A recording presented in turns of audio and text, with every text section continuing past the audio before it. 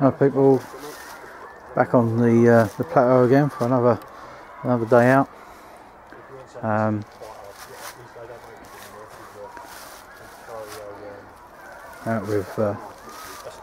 Out with Mack again, and David Friars. So check out his channel on YouTube, people, if you haven't already subscribed. Great channel, lots of good ideas. Well, we're here again practicing, just checking out little bits and pieces. Have a knife. That's the wrong thing to do now, is give Mack a knife, because you'll never get it back. I like knives. I like your knife. Yeah, we're away. I'm away in a couple of weeks' time, and I just thought I'd bring my 4x4 tarp and set it up. Just a different idea. I've been gifted from Barry an army cot bed, which I think of trying when I'm away. So I just really wanted to set the 4x4 up, just straightforward really. But I put this up and it's like, you know, a bit of a bungalow. I'm thinking of applying for planning permission, you know, sort of converting the loft, I think, because it's so big and massive. I've got two doors at the end. Just take you in there and you can see inside. Plenty of room to put my cot bed down there.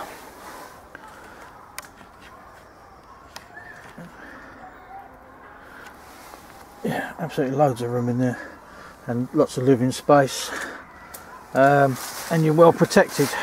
As I say, you can bring the ends down a little bit to make it even better, or even, and I'm going to do this in a minute, open up this side to open it out a bit, and we'll see. But say that's the good thing about coming up onto the plateau, because you know, we can have a mooch around and play and just try out ideas. As I say, it's just an idea I had. You couldn't really do it with a 3x3, because you wouldn't be able to get it down right down on that side. Because if you look around here, yeah, that's well enclosed.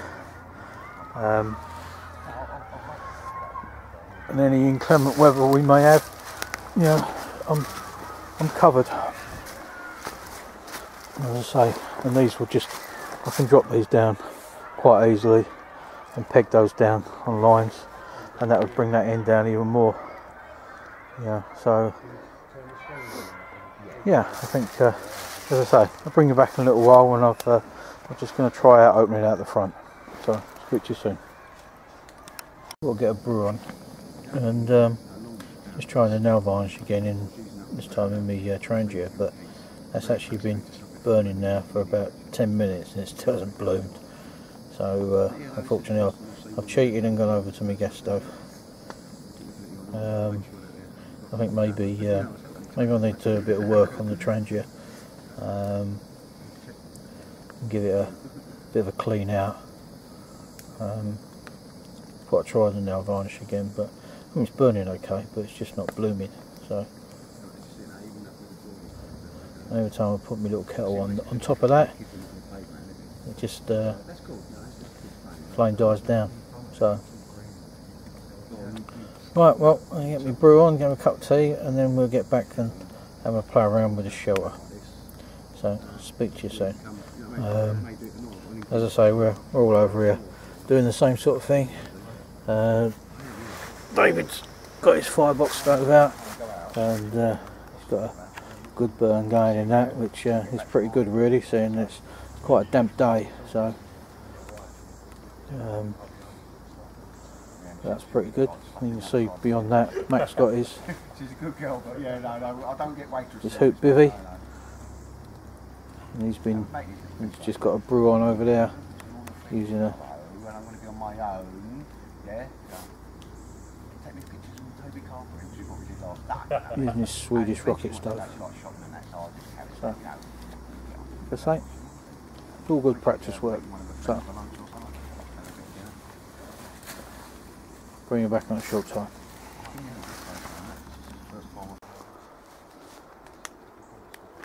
Right, ladies and gents, just changed it slightly. Basically, I've done it so that the front flap here goes over and just clips to the ridge line. So that would be a daytime configuration, and if you wanted to, of a night time, it could then be flat back over, and then that would be your nighttime configuration, the way it was before. But you know, if it was a reasonable night, doesn't matter if it's cold, as long as you don't have any rain as such, then you know, you could leave it like this all night long. Loads of room in there for one of those army beds, plenty of room for kit, and you've got everything underneath. Now, quite like that idea. So I think when I'm away in a couple of weeks, this will be the setup we use. Yeah, quite like that. As I say, the beauty of just coming out for the day, you know, is you can play around with different configurations. But that's the 4x4. I think if we'd done it with a 3x3, it would make it much too low. So because the beauty of this, to say, is that it's all down to the ground around the back. So if it was a bit windy, as long as you set it up with the prevailing wind from behind, then you'd be more than comfortable. And if the wind did change direction, it would have to really change 180 degrees really to make a big difference. But if it just moved around slightly, you're still protected because of the wings.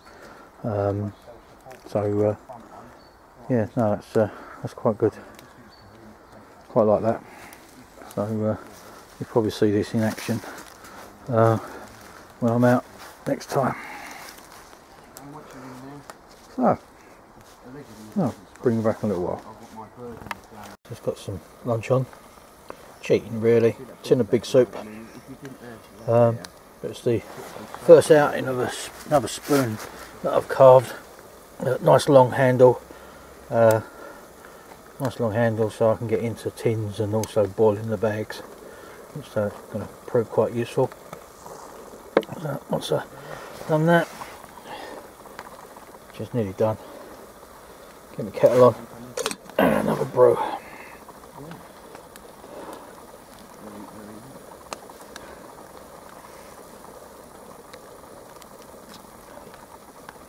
So bring you back in a short while.